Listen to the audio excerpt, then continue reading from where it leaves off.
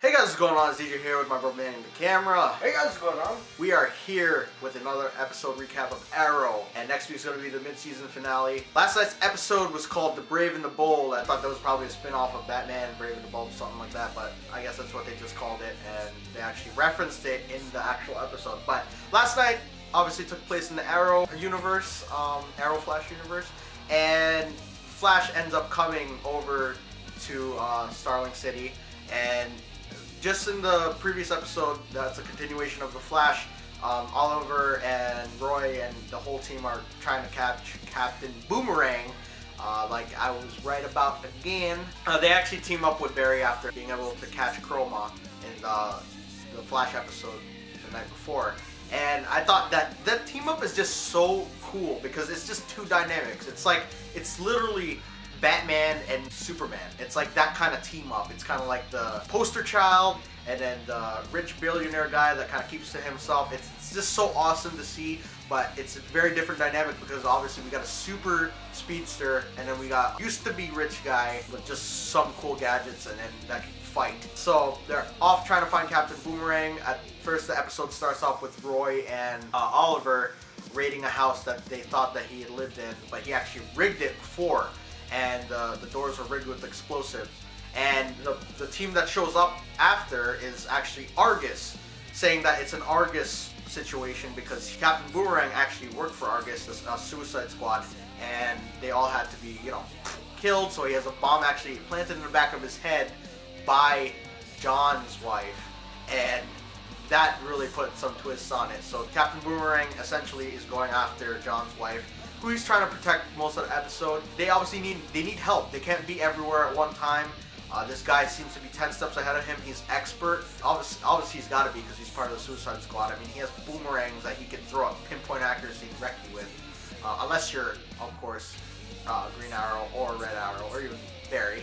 And the coolest thing, the way they kind of intro Barry into the episode was they actually end up infiltrating the place where they infiltrate Argus facility that John's wife works at, and let's just say Oliver and Roy were kind of, they weren't getting their butts handed to them. Maybe Roy was, but they were definitely had their hands full. All four of them: John, his wife, Green Arrow, Red Arrow. And right when Captain Boomerang threw his little things at Green Arrow, Barry catches them. It's just like the coolest thing I've ever seen. Like the way that they made it look was just flawless and awesome.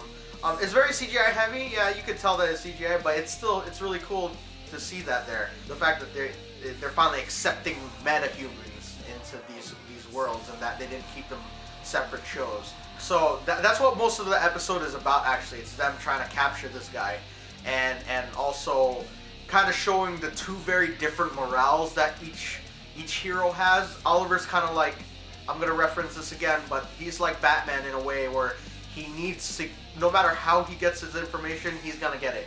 Through torture, through whatever, inflicting pain, whatever he can do, that's how he's going to do it. And Flash is more like justice needs to be served type of thing, but there's a very fine line between getting justice and doing what Oliver does. Yes, you could argue that, well, it's easy for Barry to say that because he has powers, but the same morale as Oliver, but he doesn't think that you have to go to such extremes to be able to get what you need and for justice to be served. And I think, in my opinion, I agree with Flash, but then again, you have to think about all the Oliver's loss and all that he's gone through. But I guess every hero has their, they have their tragedy. Wow. They have their they have their tragedies in their life, and I guess that's what fuels Oliver. That's what makes him Green Arrow, and that's what makes him very similar to Bruce Wayne in that tragedy that hit their lives. That's what made them who they were, and I guess they didn't have like the upbringing either that Clark and Flash did. Wow, that went off on its own. They get played off a couple times during the episode. Captain Boomerang always seems to get the best of them, and John's wife actually gets right here in the chest. She takes a boomerang to the chest while she's defending Felicity and Caitlin, while Cisco and Roy and John are all off with Oliver and Barry. But, you know, once she's in the hospital and everything, they finally corner Captain Boomerang at a train station. And he said he planted 5 bombs across the city. And Barry has the most awesome idea. He plants one person at each bomb, and they all are able to stop them all from exploding. They saved the day. It was awesome. I thought that episode was really cool. It really shows you the very different worlds that Flash and Arrow live in. Arrow lives in such a dystopian type of place. You kind of get why the characters act a certain way, but I didn't think that was fair that Oliver was like, my mom got killed, so you don't know what I've been through, when Barry's mom was actually killed in front of him as well when he was younger. Oliver at least got to see his mom up until, you know, she died last season, so that was pretty intense. I thought that the episode was really cool, and that there's more plans to cross over. Cisco, Caitlin, Felicity, John, and Roy being all in the same room is just awesome.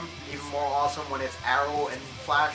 And obviously we're going to see more spin-offs because they actually had a case built for him inside the Arrow cave, as Cisco likes to call it.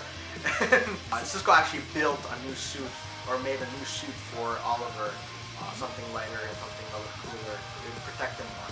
So I thought that episode was great. None of these shows are really failing to disappoint me at all, or Jeremy. Next week's mid-season finale, it's gonna be intense. He's gonna face off with Ra's al Ghul, and I don't know how that's gonna end. They're both shirtless on a mountain in the snow. They gotta get frostbite or something. Something bad's gonna happen, and we shall see where they pick up in January. So hopefully you guys enjoyed this video. I'd like to know your comments down below. Leave a like if you enjoyed, and we'll see you guys in the next one. Bye!